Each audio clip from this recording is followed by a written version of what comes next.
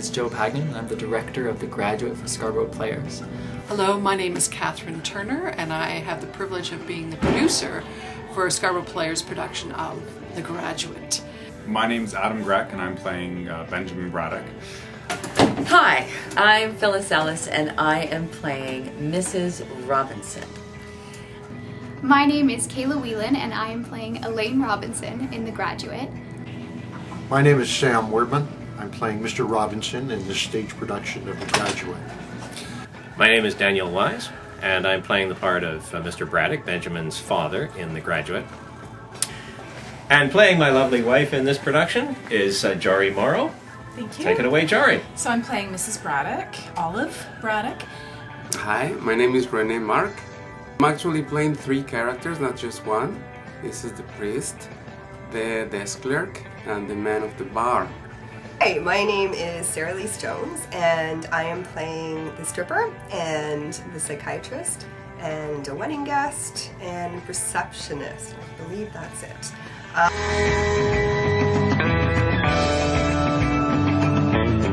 think I'm gonna focus more on what I don't like about Benjamin, and that is that Benjamin, he's a whiner.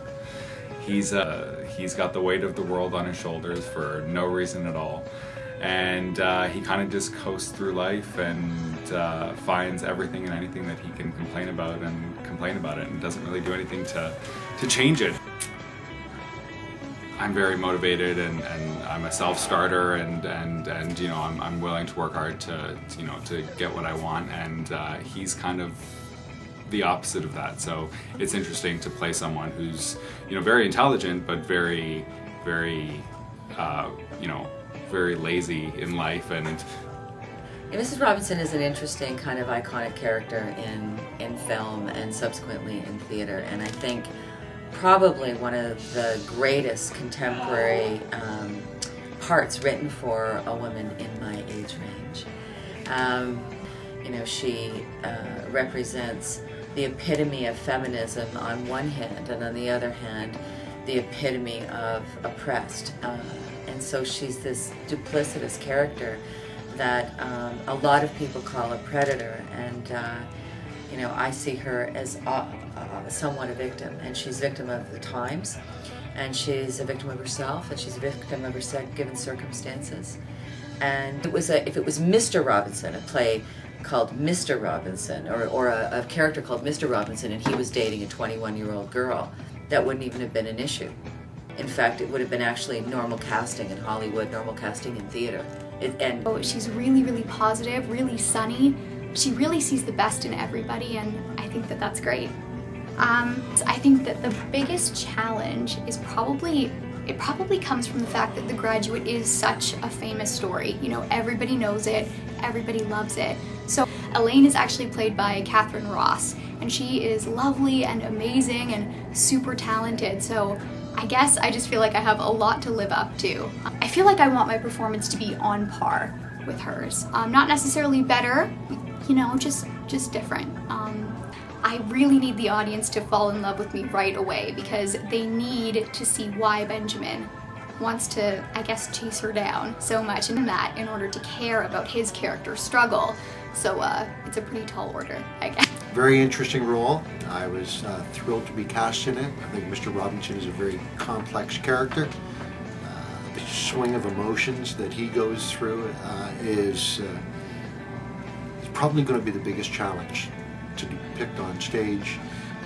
I really wanted to articulate that I believe it is going to be a strong challenge, one I'm up to, but going from compassionate to insanely crazy, and then back to a loving father, back to being crazy again, all within one scene, is going to be interesting, challenging.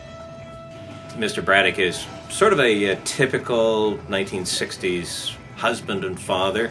If you remember the sitcoms from back then, like Father Knows Best, and of course everyone remembers Ward Cleaver. He sees himself as that, but he probably isn't a lot like those guys. He's sort of like a control freak, and he's very proud of his son, though.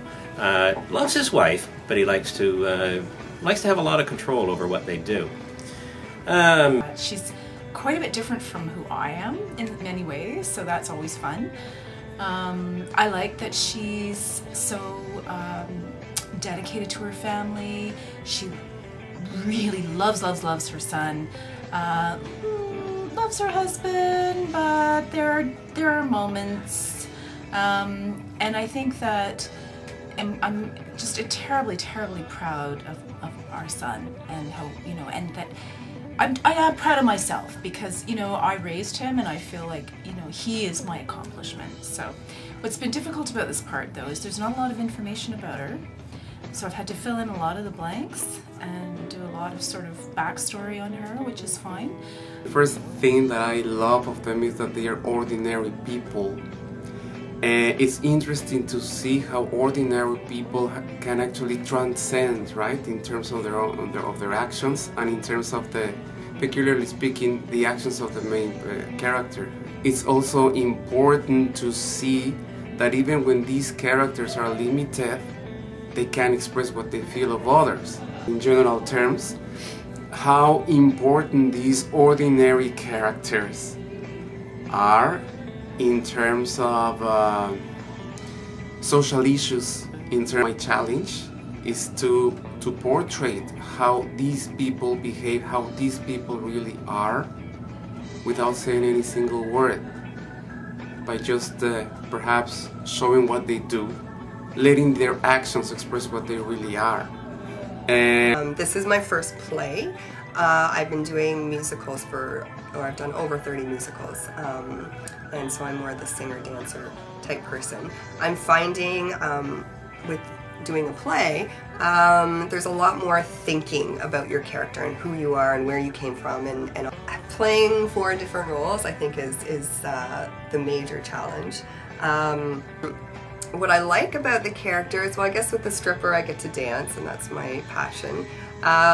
It's an interesting dance. I did have to come up with a dance sort of on my own. And I spent many nights just reading it again and again. It was a very minimalist script, and it turned me on. Not in a sexual way by any means, but it turned me on because I felt it was still asking the questions of society today, even though it was set in the 50s, that we haven't changed at all, just the times around us have. And I wanted to explore this idea that sexually, as young adults, as older adults, we have these profound moments in our lives that are still the same and that don't change depending on what time you're in. And that was interesting to me. It was an interesting intersection for myself, being a recent graduate myself from university, and me facing some of the similar trials that Benjamin had to face. Had a very personal resonance. Yeah, you are all invited. I think we're gonna have a fantastic show, so come on down!